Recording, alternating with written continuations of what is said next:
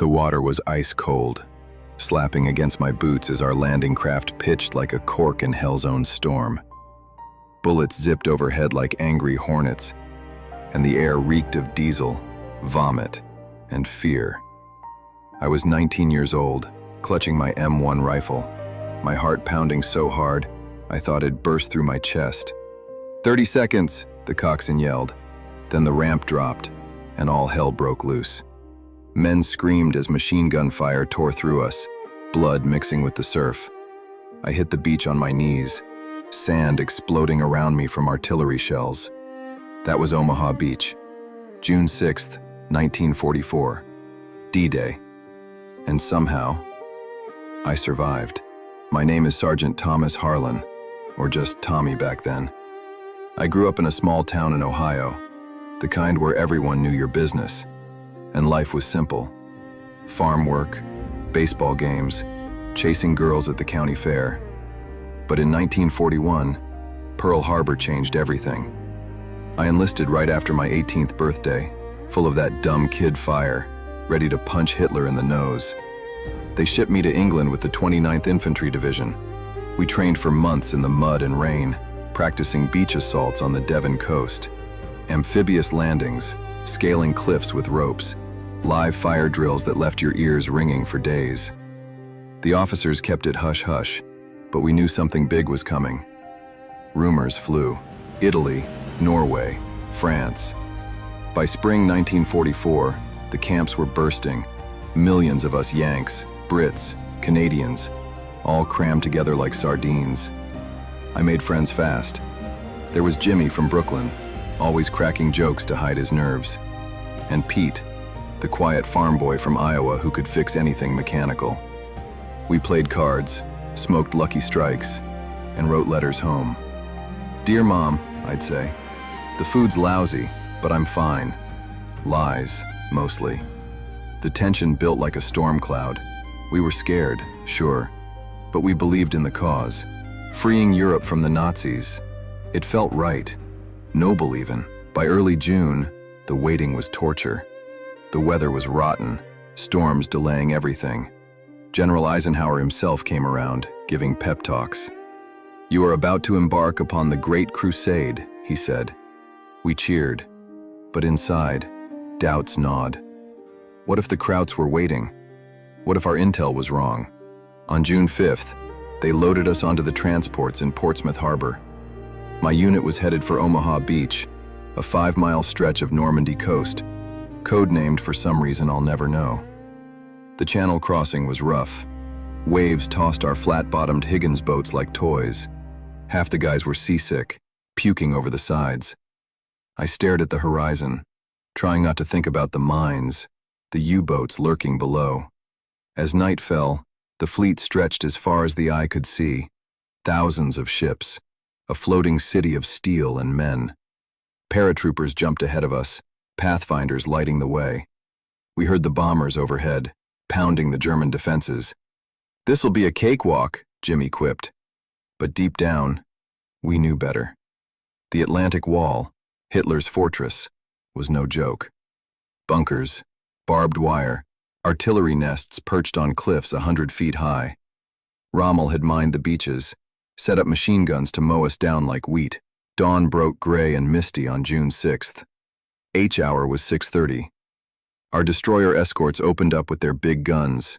Boom, boom, shaking the sea. Rockets whooshed from the landing ships, lighting up the sky like fireworks from hell. We thought the beaches would be pulverized, but as we got closer, the truth hit. The bombers had missed. The cliffs loomed, intact and deadly. In the boat, we huddled low, praying. The chaplain led a quick service.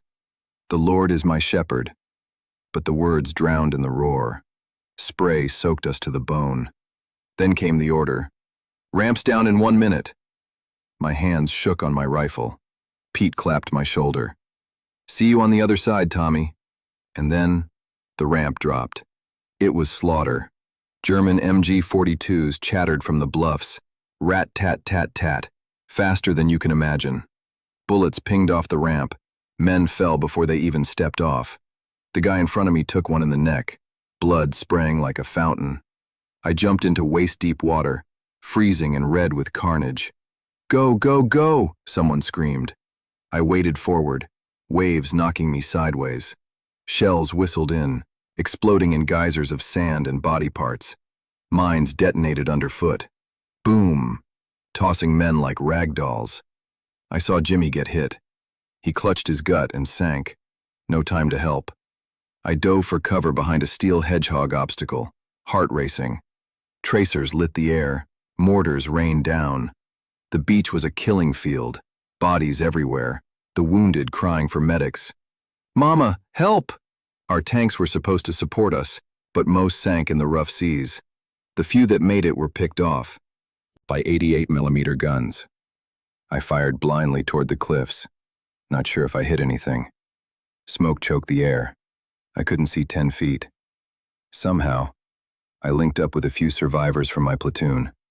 Lieutenant Hayes, a tough son of a gun from Texas, rallied us. "Up the draw! We take that exit or we're dead!" We charged across the shingle, barbed wire tearing at our uniforms. A sniper's bullet whizzed past my helmet.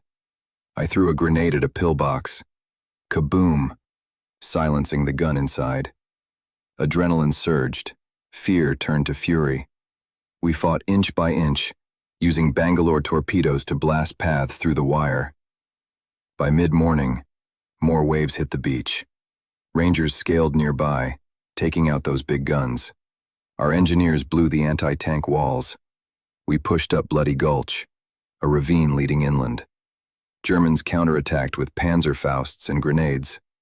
I lost count of the close calls. One Jerry popped out of a trench. I bayoneted him before he could fire. His eyes, I'll never forget them. Young, like me. Scared. We captured a machine gun nest, turning it on the enemy. Air support finally came. P-47 Thunderbolts strafing the bluffs.